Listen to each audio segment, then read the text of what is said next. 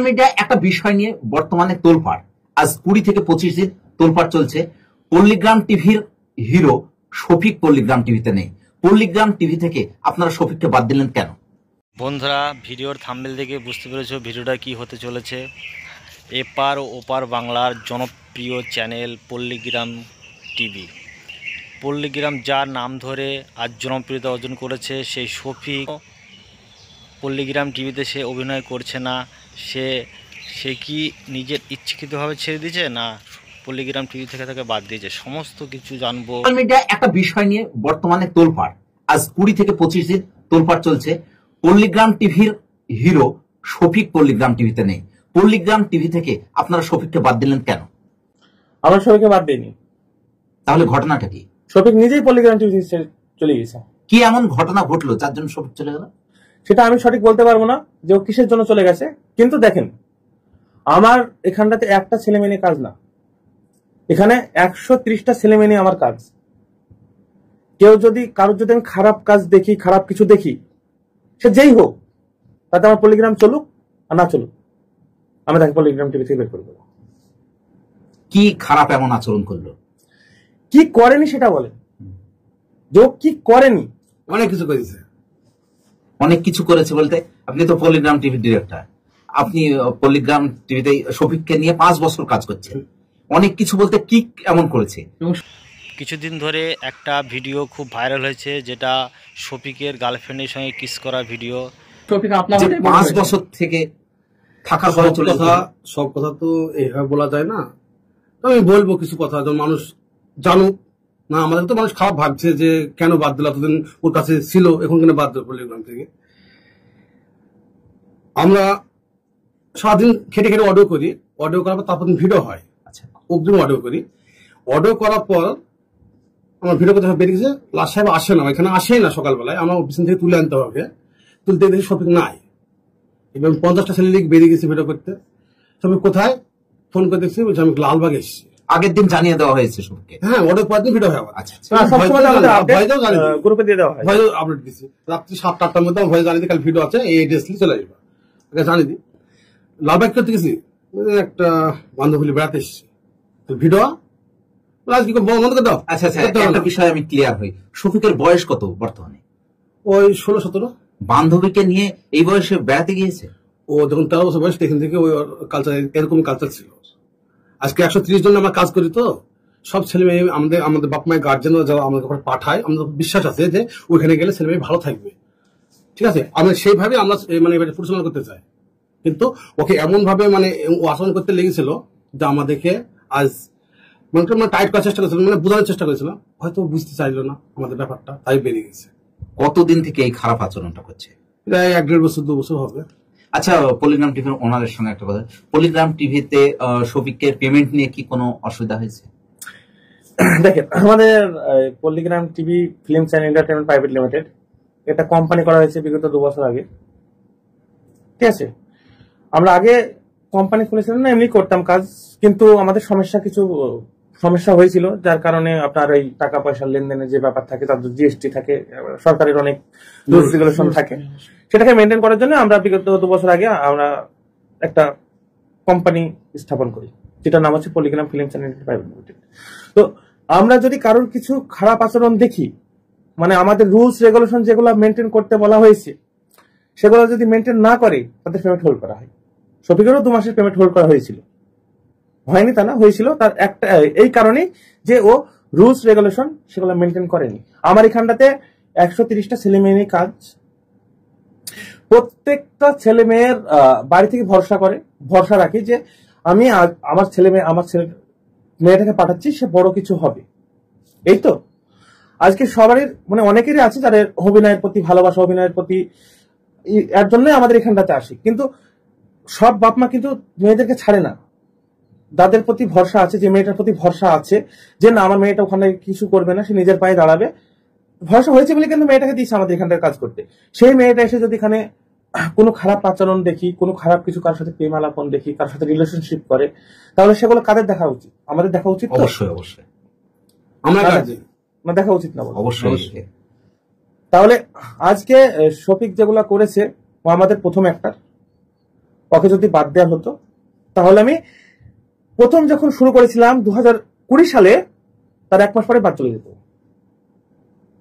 তখনও কি খারাপ আচরণ ছিল? না, তখন খারাপ আচরণ ছিল না। তখন ওকে একটা দিয়েছি ভালো ছেলে বলে, সত্যি কথা বলতে ওকে আমি নিজের ছেলের থেকেও বেশি ভালোবাসি, ঠিক আছে। আমার ছেলে হলেও মানে আমি ঠিক এটাই করতাম, ওর সাথে যেটা করেছি, ঠিক আছে। বলা তো দেখেন, আপনি আপনার ছেলে যদি বেপথে যায়, নিশা ভান করে, যদি কোনো মেয়ের সঙ্গে কিছু মানে রিলেশনশিপ করে, তাহলে সেটা তো আপনার বলার কর্তব্য। অবশ্যই বলার কর্তব্য। বলবেন না? আমি শাসন করবো, বলবেন না? আজকে এই শফিক স্টার, শফিক আজকে নায়ক, আর ও নায়ক বলে কিন্তু ওর পিছনে 20টা মেয়ে কেন, আরো 1000 মেয়ে ঘুরবে, সেটা দেখা কিন্তু ওরই দায়িত্ব। যে আমাকে সেভ রাখার দায়িত্ব কিন্তু ওর।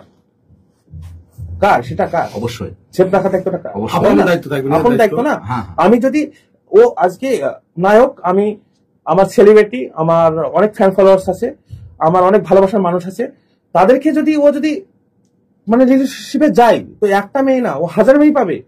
আমরা পলিগ্রাম টিভির ডিরেক্টর ভাই হারুনের কাছে একটা প্রশ্ন করছি। শফিকের একটা ভিডিও কয়েকদিন থেকে সোশ্যাল মিডিয়ায় আমরা দেখছি, একটা মেয়ের সঙ্গে আপত্তিকর একটা ভিডিও, যে ভিডিওটা কেউ আশা করেনি, এইরকম একটা ভিডিও দেখলাম। এই ভিডিওটা নিয়ে কি বলবেন? এই তো সামান্য ভিডিও, এর চেয়ে আরো মানে খারাপ ভিডিও পোস্ট হতে পারে, কারণ ও যেভাবে চলে, যেভাবে আচরণ, এইগুলি টাইট করার জন্যই আমরা শফিককে বুঝিয়েছি, অনেকভাবে বুঝছি। এই বোঝানোর আমাদের হয়তো বেশি বোঝানো হয়েছে, হয়তো টাইট করতে পারিনি বলে ওই আমাদের কাছে বেরিয়ে গেছে, এতটুকুই। এইগুলি আটটার চেষ্টা করেছিলাম আমরা। আর বাপকেও মোটামুটি কম হলেও 1000 বার ডাকা হয়েছে। আর বাপ অনেকবার এই বিষয়টা নিয়ে, এই বিষয় নিয়ে আর একটা বিষয় আছে এখানে, আরো অনেক কিছু, যেমন ধরেন না থাক, ওসব কথা ফালতু বলা, বেশি কিছু বলার দরকার নাই। এমন কিছু হয়েছে, আমরা ভিডিও করতে যাই, পলিগ্রাম টিভি অনেক ফেমাস, আমরা তো অনেক দর্শক আসে দেখতে, ওদের সামনে সিগারেট ওপেন, এইসবই সিগারেট চালু মানে ওর বাবার টাকা খাচ্ছি না, নেট টাকা খাচ্ছি, এই যে ডায়লগ, হ্যাঁ, কোন সিন করছে, সারা রাত কোথায় ছিল কি জানি, ঘুমিয়ে আছে, ঠুলছে, এই তুমি ভালো করছি না কর, দেখো বেশি বাবা করবো না, মানুষের সামনে অপমান করছে। এমন দিন আছে আমি কোনদিন কেঁদেছি, বলতে গিয়ে আমার কথা একটা শুনে। আপনি যাকে 5 বছর থেকে বড় করে তুললেন, 5 বছর ধরে যাকে স্টার করে তুললেন, সে আপনাকে অপমান করে মানুষের সামনে, সবার সামনে। আমরা কি আমি সবির জন্য জানকে আমার ভাই মতো দেখি, নিজের ভাই মতন, মায়ের পেটে ভাই যখন দেখে না, ওইভাবে দেখতাম আমাকে। কোলে করলে এসছি, ভিডিও করে দিচ্ছি, অনেকদিন পালিয়ে গেছে মাঠে, ভিডিও করবে না বলি মাঠে ধরে এসছি, হ্যাঁ, ওর বাবা আমার গলা ধাক্কা নিচ্ছে, ভিডিও করে আমার ছেলে খাবে না, সব আমার থেকে তা কুকুরের মতন ঘুরেছে, আবার তারপর ঘেউ করে দেড় মাস চাষা ভিডিওটা করতে যায়, হ্যাঁ, এইভাবে অপনও খেয়েছি। তারপর সব এই জায়গায় শফিককে নিয়ে আপনিও তো ভিডিও কিছু করেছেন, আপনার ডিরেকশনে শফিক ভিডিও করেছে, তার আচরণটা কেমন ছিল? দেখেন, আমাদের পল্লিগ্রাম টিভি চ্যানেলে প্রতিনিয়ত সামাজিক ভিডিও হয়। আমরা ভিডিও করি সমাজের কিছু ঘটে চলা কাহিনী, যেগুলো আমরা চিত্রনাট্যের মাধ্যম দিয়ে প্রত্যেকটা অডিয়েন্সের সামনে এনে দিই। আমাদের প্রতিটা ফ্যান আছে, ছেলে থেকে, মা থেকে, বাবা থেকে, প্রত্যেকে। তো আমাদের শফিককে নিয়ে আমাদের ভিডিও কন্টিনিউ হয়। তো শফিকের অনেক চালচলন অনেক খারাপ, বিভিন্ন রকম। সে আমাদের পল্লিগ্রামের ডাটা বিভিন্ন জায়গায় সেল করে, নিজের আইডি পল্লিগ্রাম থেকে রিলস কেটে কেটে আইডি বানায়, সেইগুলোকে বিভিন্ন জায়গায় সেল করে। এই মানে এমন কোনো কাজ নেই, সে বিভিন্ন মেয়েদের সাথে সম্পর্কর কারণে সে দেখা যাচ্ছে যে সেই মেয়েগুলো ওখানে হোটেলে, মানে আমরা শুনতেই থাকি কন্টিনিউ। এবার কি হয়েছে, রিসেন্ট যে ঘটনাটা একটা দেখেছেন, খুব ভাইরাল হয়েছে যে ঘটনাটা, এটাতে আমরা পল্লিগ্রাম তরফ থেকে প্রত্যেকটা অডিয়েন্সের কাছে প্রথমেই ক্ষমা চেয়ে নিই, কারণ আমরা এই ধরনের ভিডিও তৈরি করতে চাইনি, এইগুলোকে আমরা প্রশ্রয় দিই, কারণ আমাদের ভিডিওটা সবাই দেখে এবং সবাই আমাদেরকে শুধুমাত্র এই সামাজিক ভিডিও বলে আমাদেরকে এতটা ভালোবাসা দেয়। সেই জায়গা থেকে আমাদের যারা চ্যানেল কর্তৃপক্ষ আছে, আমাদের ওনার থেকে শুরু করে আমাদের আরেক ডিরেক্টর ভাই এবং যারা আদার্স সবাই আছেন, তারা প্রত্যেকেই একটা কথাই, যে তুই এই নোংরা পথে যাস না, যাস না, যাস না। এত গাইডের পরেও সে পল্লিগ্রাম থেকে নিজে ছেড়েছে, পল্লিগ্রাম থেকে কেউ বের করে দেয়নি, সে নিজে থেকে চলে গিয়েছে, কারণ তার সেই নোংরা রাস্তা থেকে আমরা বাধা দিচ্ছিলাম। সে যেন নোংরা রাস্তায় না যায়, সে যেন সুষ্ঠুভাবে চলতে পারে, কারণ সে এখন সেলিব্রিটি, কারণ সে যেটা করবে আজকে তার যত ফ্যান ফলোয়িং আছে ফলো করবে, সেটাই করবে। একটা একটা জিনিস ভাববেন, সে আজকে সমাজ শফিককে দেখে শিখবে, শফিককে দেখে শিখবে। তো আজকে ও হাজারো কেন কম বলা হচ্ছে, লাখ লাখ তার ফ্যান ফলোয়ার্স আছে শফিকের। শফিক যদি চুল যদি ধরেন একটু ভুলভাল করে কাটিং করে, ধরেন এদিকটা বেল করলো, এই সাইডটা বেল করলো, সে তার দর্শকটা কি, তার ফ্যান ফলোয়ার্সটা কি ভাববে? সেটাই করবে। যে না আমার হিরো করেছে, আমাকেও এটা করতে হবে। ভাববে কি ভাববে না? অবশ্যই। আর আমাদের যে শ্রেণীর সত্যি বলতে আমাদের যে শ্রেণীর মানে অডিয়েন্স, ঠিক আছে, সব গ্রামের, আমাদের গ্রাম বেসটাই বেশি, ঠিক আছে। শহর বলতে গেলে এদিকে আপনার ওই 40% অডিয়েন্স আমাদের বাংলাদেশি, 35% অডিয়েন্স আমার বাংলাদেশি, 65% ইন্ডিয়া, ঠিক আছে। এর ভিতরে হয়তো 2-1% ভাগ আছে মালয়েশিয়া, কাতার, হ্যান আছে। বেশিরভাগ আমার অডিয়েন্স কিন্তু গ্রামের মানুষ, সহজ সরল মানুষগুলো। তো এই সহজ সরল মানুষগুলোকে আমরা যে বার্তাটা দিচ্ছি, যে অডিয়েন্স গুলো দেখছে আমাদের ভিডিওগুলো, তো সেই মানুষগুলো তো খারাপ পথে যাবে ওকে দেখে। আজকে কানের দুল করছে, চুল কালারিং করছে, চুল কাটিং দিচ্ছে, এগুলো যদি বলতে যাচ্ছে যে কালকে তোর এই নায়ক তো অন্যরকম আছে, গ্রামের একটা সহজ সরলের একটা নায়ক আছে, সহজ সরলের রুল করতে হবে তোকে, তুই যে এই কাটিংটা দিয়ে এসছিস দেখি তো তোকে ছাপি লাগছে, তোকে এটা চলবে না। আচ্ছা, তোমার মন গেলে তুমি ভিডিও করো, না মন গেলে না করো, আমার কাটিং চেঞ্জ হবে না। শফিকের কথা কি করবে? আচ্ছা, আপনি তো একজন নৃত্য শিল্পী, নৃত্য শিক্ষকও। শফিককে কয়েকদিন আপনি নৃত্য শিখিয়েছেন, তার আচরণটা কেমন ছিল? বলা বলতে গেলে ছেলেটা যখন, আমি তো অনেকদিন ধরেই পলিগ্রামের সঙ্গে জড়িত, হারুন ভাই, রবিউল ভাইয়ের সঙ্গে, আরো আমরা প্রত্যেকে যেহেতু একই কাজের সঙ্গে যুক্ত, তো প্রথম থেকে ছেলেটাকে প্রথম দিকে বেশ ভালোই মনে হতো। তারপরে ইদানিং দেখছি ছেলেটার আচরণ বদলাচ্ছে, তার চলাফেরা বদলাচ্ছে, তার পোশাক, তার চুল কাটিং, মানে বিভিন্ন কিছু কিন্তু যেন বদলে যাচ্ছে। এই যে ওকে যেমন হচ্ছে একটু আগে ভাই বলছিল যে যেমন হচ্ছে ও যদি চুল কাটে, ও যেমন জামা পরবে, মানে ও মানে কানের পড়ছে, এগুলো দেখে কি হবে, সমাজের কাছে বার্তা কি যাবে, ওর লেভেলে যে মানুষগুলো আছে যারা 15-16 বছরের বয়সী ছেলেরা যারা আছে, তারা কিন্তু ওর মতো করে চলাফেরা করবে। তাহলে সমাজের কাছে কি মানে যাবে, একটা খারাপ বার্তা যাবে। সমাজ আমরা তো সমাজ ব্যবস্থা বসবাস করি, সাধারণ মানুষ কিভাবে পল্লীগ্রাম মানে খুব খারাপ ভিডিও বানায়, এই ধরনের করে পল্লীগ্রামের কিন্তু দোষ চাপবে গায়ে। তাই পল্লীগ্রামের যারা ডিপার্টমেন্টের দায়িত্বে আছেন তারা বারবার ওকে বুঝিয়েছে এভাবে চলাফেরা করা যায় না, তুই এভাবে চুল কাটিস না, বা ধরে নিন ওর একটা হচ্ছে বন্ধু সিন আছে, চুলটা নর্মালি রাখতে হবে, কিন্তু ও চুল কি করেছে এদিক দিয়ে উড়িয়ে দিয়ে সামনের মরক কাট করে দিয়েছে। তাহলে এইটা যখন শুটটা যখন নেবে তাহলে তখন কত সমস্যা হবে। এই যে একটা বিষয়, এই বিষয়গুলো নিয়ে ওকে বোঝানো হয়েছে। তারপরে হচ্ছে আমি যতদূর শুনেছি এটা যে ও নেশা, এমন কোন নেশা নাই যে এটা করে না। এইবার আপনার সামনে তো নেশা করেছে? হ্যাঁ, আমার সামনে প্রতিদিন করেছে, কিন্তু আমি ধরেন কি বলুন তো, আমি একজন শিক্ষক মানুষ, আমি তার ওদের সামনে দূর দিয়ে বেরিয়ে চলে গেছি, ও যেন আমাকে দেখতে না পায়, আমি যেন ওকে দেখতে না পাই, সম্মানটা বজায় থাক। এইবার হচ্ছে আমি ও ধরেন এরকম কাজ করছে, এরকম কাজ করলে ধরেন আমরা পাবলিক প্লেসে ধরেন বিভিন্ন জায়গায় কাজ করি, এবার আমাদের পল্লীগ্রামে ছেলেমেয়েরা ধরেন রাস্তাঘাটে কোনো কিছু একটা দুর্ঘটনা যদি কোনো কিছু ঘটিয়ে দেয়, ওইটা কিন্তু যে কেউ মোবাইল বন্দি করবে, করে ওটা ভাইরাল হতে পারে, পল্লীগ্রামের গায়ে দোষ পড়বে। কিন্তু পল্লীগ্রাম ওকে বারবার মানে বুঝিয়েছে, এবং আমিও অনেকবার ওকে মানে এই পথে মানে ভালোভাবে চল, স্মোক করিস না, এগুলো বলেছি। কিন্তু স্মোক তো সামান্য একটা ব্যাপার, কিন্তু ও এত বড় বড় কাজ করে, মানে আপনিও আপনি একজন সাংবাদিক মানুষ, তো আপনিও ভয় পাবেন।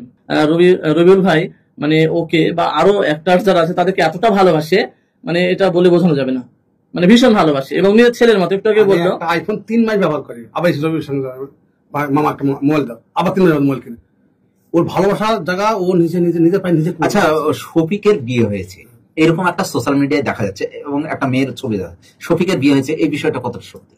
বিয়ে বলতে গেলে আমরা তো জানি সরকার নিয়ম অনুযায়ী 18 বছর না হলে বিয়ে হয় না, 21 আর 18, ওর তো বয়স 17, তার শুনছে নাকি বিয়ে হয়েছে।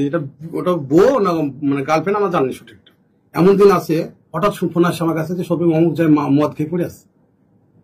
শুধু পলিটিক্যাল মান সম্মান চলে যাবে, আমাদের মান সম্মান চলে যাবে, ছুটি গেছে এখানে রাত্রে গাড়ি করে তুলে নিয়ে বাড়িতে ভালোভাবে শুয়ে দিচ্ছে, বাপ করেছে, তুমি ছেলে কন্ট্রোল করো। শফিক মানে জ্ঞান ফিরেছে, তারপরে সবাই 2 ঘন্টা বুঝে হয়তো অর্ডারই করে নিয়েছিল, সারাদিন ওকে বোঝাতে দিন কেটে গেছে। 130টা লোক ছুটি দিন সব শফিকে বোঝালো 3-4 জন, এখানে করছিল মান সম্মান যাবে আমাদের পল্লীগ্রামে। কত দিক দিয়ে বুঝিস ওকে, হাট পর্যন্ত হয়েছে, কত এক করিস নি। শফিক পল্লীগ্রাম টিভি থেকে চলে যাওয়ার পরে পল্লীগ্রাম টিভির কি কোনো ক্ষতি হবে? দেখেন, শফিক চলে যাওয়ার পরে পল্লীগ্রাম টিভির 1% ক্ষতি হবে না। তবে যদিও ক্ষতি হয়, আমি ধরে নিলাম শফিক চলে গেছে, পল্লীগ্রাম টিভি আমার বন্ধ হয়ে গেল, আমার বন্ধ করে দিতে রাজি আছি, আমার কোনো সমস্যা নেই। আমার এখানে 130টা ছেলে মেয়ে বাচ্চারা কাজ করছে, তো ধরেন শফিক বেরিয়ে গেছে, একজনের জন্য আমার 129টা ছেলে মেয়ে কাজহারা, তারা খেতে পাবে না। কোনো সমস্যা নেই আমার তাতে, আমারও কোনো সমস্যা নেই, কিন্তু আমি অন্যকে কখনো প্রশ্রয় দিব না। যে কেউ, সে যেই হোক, তার ভুল দেখলে আমি তাকে ওয়ার্নিং দিব, বারবার করে বোঝাবো, বোঝানোর সত্ত্বেও যদি না হয় তাকে আমি চ্যানেল থেকে বের করে দেবো। কিন্তু এই পর্যন্ত শফিকের আসেনি, তাকে বোঝানো হয়েছে, ওয়ার্নিং দেওয়া হয়েছে, সে নিজেই চলে গেছে। কিন্তু ও যদি না যেত তাহলে হয়তো 2 মাস 3 মাস যদি কন্টিনিউ এইভাবে চলতোই, ঠিক আছে, আমি বের করে দিতাম। যে দিনের পরে পল্লীগ্রাম টিভিতে আর শফিক আসেনি, লাস্ট দিন কি এমন ঘটনা ঘটেছিল যার পরে আর শফিক আসেনি? লাস্ট তেমন কোনো ঘটনা না, কিন্তু মানে কি বলবো, ওইসব কথাগুলো বলতে গেলে একদমই সত্যি বলছি, খুবই খারাপ লাগে, খুবই মানে কি বলবো বলেন, মানে ও বলার মতন কথা না। 130টা স্টাফ কাজ করছে, তার মানে আমাদের যে কোম্পানি স্টাফ গুলো আছে তারা সবাই জানে পল্লীগ্রাম টিভিতে কে কি কেমন ভাবে কাজ করে, কে কি করে না করে। আপনি ধরেন একটা সিম্পল একটা কথা বলছি, আপনি আপনার নিউজ চ্যানেল, নিউজ কোম্পানিতে কাজ করছেন, যে কোম্পানিতে কাজ করেন আপনি জানেন যে কোম্পানির কোন জায়গাতে কি আছে না আছে সমস্ত কিছু মোটামুটি আপনার জানা আছে। ধরেন আপনার যখন জানা থাকবে তখন আপনার সিকিউরিটি থেকে শুরু করে সবার সঙ্গে পরিচয় থাকবে, তারপর কোম্পানির ভিতরে কি আছে না আছে সবকিছু জানেন। তাহলে আপনি কোম্পানির ভিতরে টাকা পয়সা থেকে শুরু করে ক্যামেরা থেকে শুরু করে আপনি যে কোনো জিনিস ইজিলি কিন্তু চুরি করতে পারবেন, কোনো সমস্যা হবে না। হবে কি সমস্যা আপনার? তো শফিক মানে এমন কিছু করেছে আজ পল্লীগ্রাম টিভিতে, লাস্ট যেদিনকে বললেন না, এদিকে লালবাগ বহরমপুরের 2টো ছেলেকে পেজ বিক্রি করেছে, ফেসবুক পেজ, ওদের সঙ্গে 40,000 টাকা নিয়েছে, পেজ বিক্রি করে দিয়েছে। এবার পেজ বিক্রি করার পরে পাসওয়ার্ড চেঞ্জ করে দিয়েছে, ওদের কাছে আর আইডি নেই, কিন্তু টাকা দেওয়া হয়ে গেছে। ওরা আবার কি করেছে, শফিকদের বাড়ি চলে এসছে, হয় আমার টাকা দাও নাহলে পেজ দাও। এই নিয়ে ওদের বাড়িতে ঝামেলা, শফিকের বাপের সঙ্গে গ্রামের লোকজন এক জায়গায় হয়েছে। আমাকে একটা ছেলে ফোন করে, হারুন ভাই তো ফোন করছেন নাকি, ফোন করে যে এখানে তাড়াতাড়ি আসো, রবি তাড়াতাড়ি, শফিকদের ঝামেলা হয়েছে।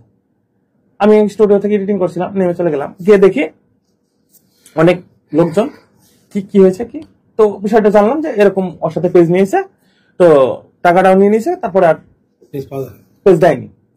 আরে তোর তো পেজ ক্রেডিট করার কোনো অপশন নাই, আর রুলসই নাই, কোম্পানিতে রুলস রেগুলেশন কিচ্ছু নাই যে তুই পেজ তৈরি করবি, তুই পেজ কোথায় পালি?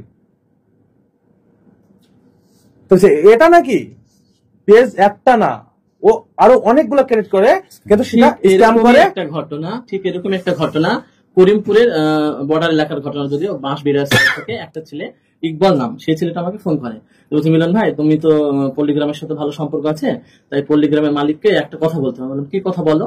তো বললো যে শফিক একটা ইনস্টা আইডি বিক্রি করে আমার কাছে, তো দিয়ে আমি টাকা দিয়ে ওর কাছে আইডিটা কিনেছি, কেনার পরে হচ্ছে ও তারপরে ওর পাসওয়ার্ড চেঞ্জ করে আইডিটা নিয়ে নিচ্ছে, তাই তুমি যদি একটু বলো তাহলে আমার টাকাটা যেন দিয়ে দেয়।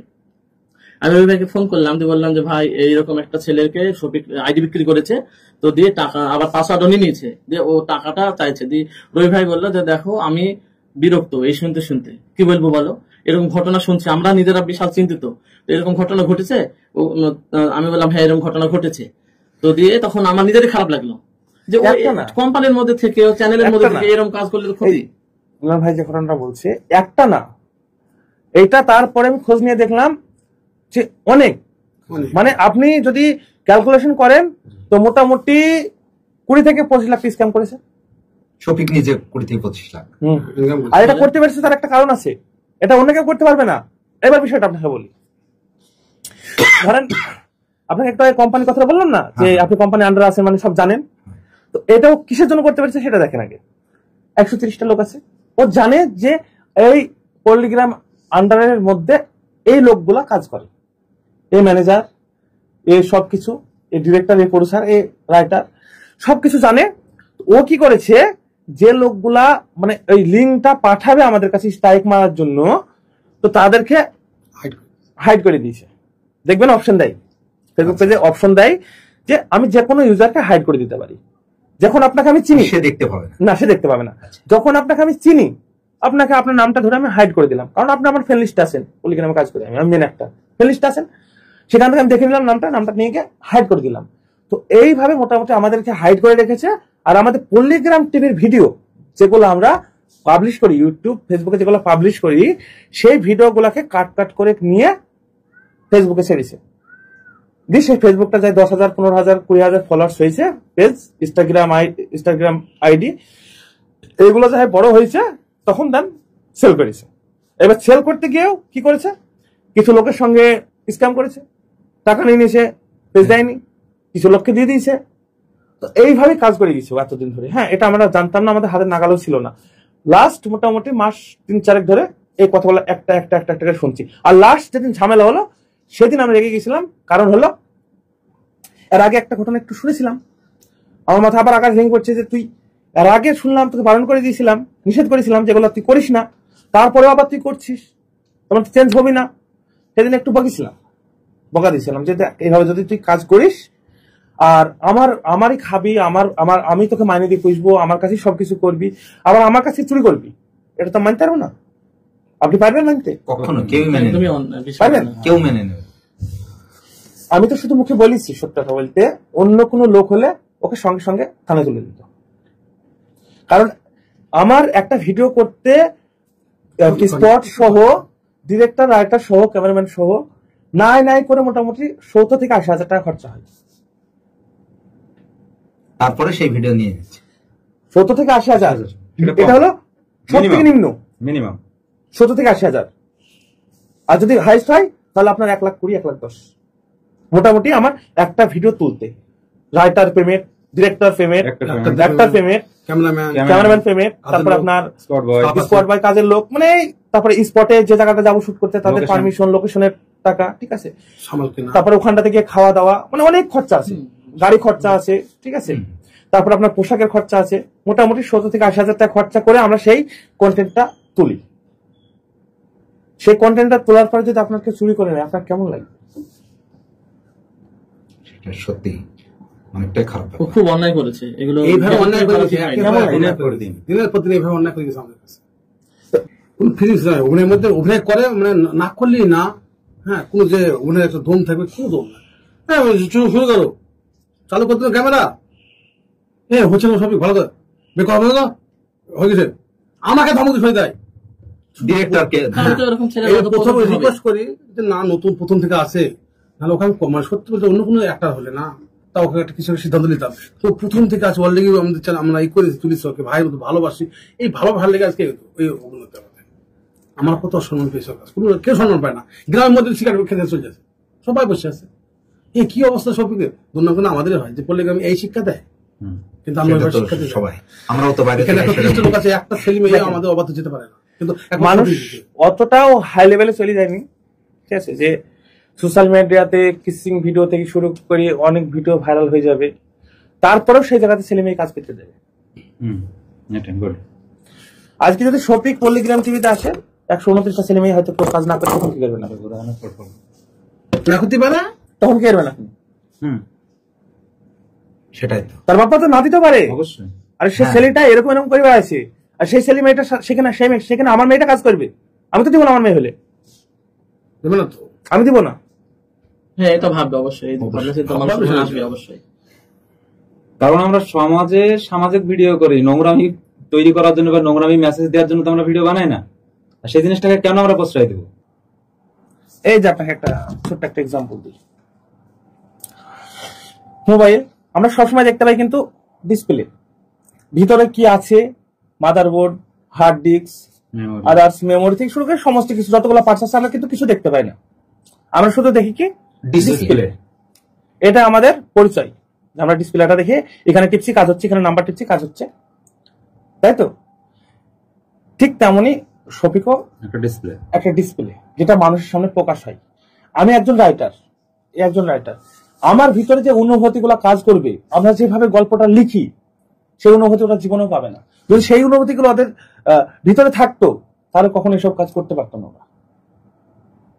কারণ একজন রাইটার, একজন ডিরেক্টর, তারা মানে নিজের বুক থেকে, মন থেকে আবেগটাকে মানে বাইরে বের করার চেষ্টা করে, আর সে বাইরে বের করার জন্য ও হলো ডিসপ্লে, ওকে দিয়ে দেখায়। একটা রাইটার, একটা ডিরেক্টরের আবেগটা তার মুখের মধ্য দিয়ে, তার অভিনয়ের মধ্যে দিয়ে ফুটে ওঠে, যেটা হচ্ছে ও ডিসপ্লে। দেন আমরা কি, আমরা হলাম মাদারবোর্ড, একজন মেমোরি, যেমন ধরেন ডিরেক্টর, রাইটার, ক্যামেরাম্যান, এডিটর, এগুলা পিছনের, ও হচ্ছে সামনের। তো যখন তোর ডিসপ্লেটা কাজ ঠিকঠাক করবে না, সেরকম ভালো কিছু আসবে না, যখন মানুষের ভালো লাগবে না ওকে দেখতে, কখন ভালো লাগবে না মানুষের, ও এই ফেমাস জায়গাতে এসছে কেন?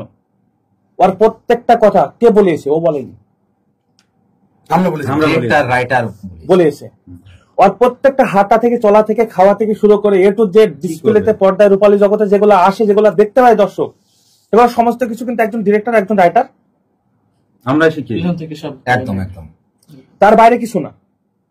আপনার ফলোয়ার্স, আপনার সাবস্ক্রাইবারের উদ্দেশ্যে এই শফিক চলে যাওয়া নিয়ে সর্বশেষ কি বলবেন? কি বলবো, এটাই বলবো যে সে ভালো থাকুক, যেখানে কাজ করছে করুক, আরো বড় জায়গায় পৌঁছাক। কিন্তু এখনো যখন আমার কাছে ছিল তখনও তাকে নিষেধ করেছি যে খারাপ রাস্তা তুই যাস না, এগুলো থেকে দূরে থাক। এখনো বলবো আমি, যেখানে থাকবো, যেখানে থাকুক, আর যাদের কাছে থাকুক তাদেরকে একটা রিকোয়েস্ট করবো যে ওকে জানে কোনো খারাপ কাজ থেকে যেন বিরত রাখার চেষ্টা করে। আর ও যদি আমার ছেলে হতো তাও আমি ওকে মানে মারতে মারতে নিয়ে আসতাম, কিন্তু সেই অধিকারটা আমার নেই, যেহেতু আমার ছেলে না। যদি থাকতো এখন ওকে মারতে মারতে এখানে নিয়ে আসতাম, দরকার হলে তাকে বেঁধে ঘরে রাখতাম, তবুও ভালো পথে হ্যাঁ, 2 মাস হোক, 4 মাস হোক, 6 মাস হোক, বেঁধে রাখতাম। আমি যদি না পারতাম তাকে জেলে পাঠিয়ে দিতাম, তবুও শাসন করতো, তবুও তাকে শাসন সঠিক পথে নিয়ে আসার চেষ্টা করতো, যেটা ওর বাপের করা উচিত ছিল, একদম অবশ্যই উচিত ছিল করা। এটা এখনো ও বুঝতে পারবে না, কেউই বুঝতে পারবে না। তবে সময় সবকিছু কথা বলে, সময় আসতে দেন, সবাই সবকিছু বুঝতে পারবে। যে আমি নিজে খারাপ হওয়াতে আমি নিজেই দায়ী। তার মানে শফিকের জন্য শফিক নিজেই দায়ী, সেই বিষয়টা একসময় বুঝতে। হ্যাঁ, তার থেকে শফিক তো দায়ী আছি, তারপরে ফ্যামিলিটা ম্যাটার করে ভাই।